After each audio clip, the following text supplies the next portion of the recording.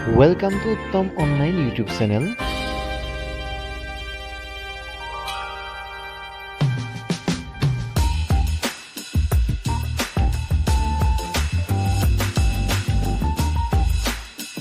কৃষ্ণক চিন্তি পবিত্ৰ স্থানলৈ বুলি আমাৰ এই যাত্ৰা গতিকে চাই থাকক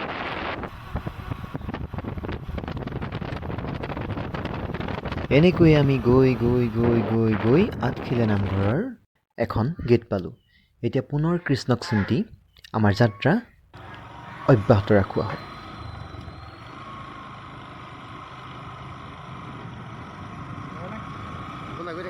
বা পৰিৱেশ চাওকচোন ৰাস্তাৰ দুইফালে সেউজীয়া কাষে কাষে গছ চিধা ৰাস্তা বা কি এক সুন্দৰ মনোমোহা পৰিৱেশ নামঘৰ পাবলৈ হয়তো আৰু অলপ সময় বাকী আছে গতিকে আমি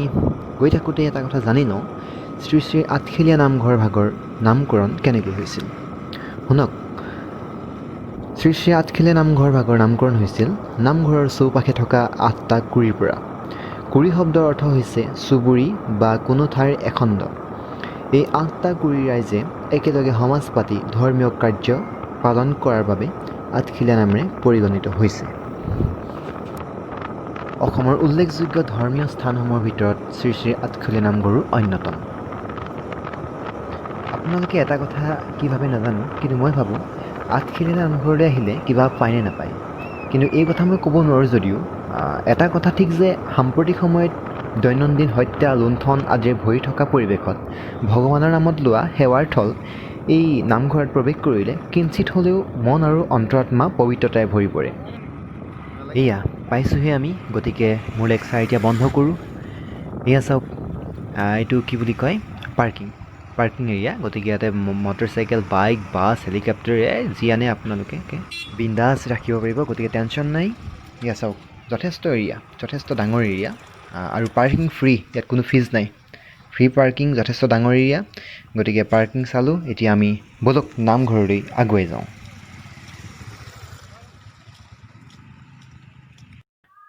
শ্ৰী শ্ৰী আঠখিলীয়া নামঘৰৰ বাটচৰা অভিমুখে যাত্ৰা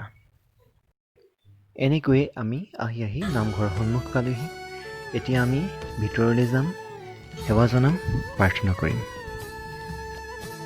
আৰু নামঘৰটোৰ ওপৰফালে চাওকচোন ইমান ধুনীয়া এখন ছবি অংকন কৰি থৈছে এই যে নামঘোষাত আছে গ্ৰাহগ্ৰস্ত হিয়া গজেন্দ্ৰে শৰণলৈ ল ত্ৰাহি হৰি বুলি এই কথাষাৰ খুব ধুনীয়াকৈ প্ৰতিফলিত হৈছে এই ছবিখনত এতিয়া চাওঁ আহক নামঘৰটোৰ কাষৰ পৰিৱেশ চাওকচোন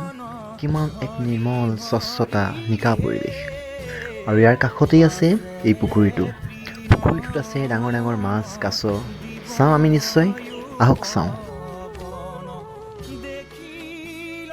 এতিয়া চাওক এজনী কাছই বিচৰণ কৰি আছে খাদ্যৰ সন্ধানত এনেকৈ বিচৰণ কৰি আছে চাওক উপভোগ কৰক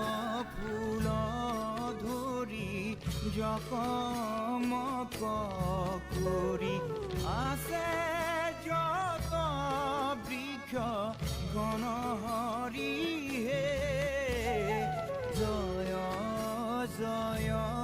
ৰাম জয় শ্ৰী ৰাম জয় সনাতন হৰি হৰি হে আমি সৰুতে পঢ়িবলৈ পাইছিলোঁ নেকি যে শৰাইঘাটৰ বৃহৎ দলং কাছৰ পিঠিত থাকে চলং গতিকে চাওক এয়া কাছৰ পিঠিত থকা চলংখন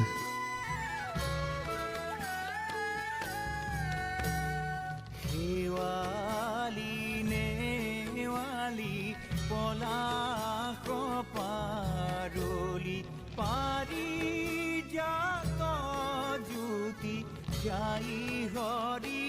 হে বকু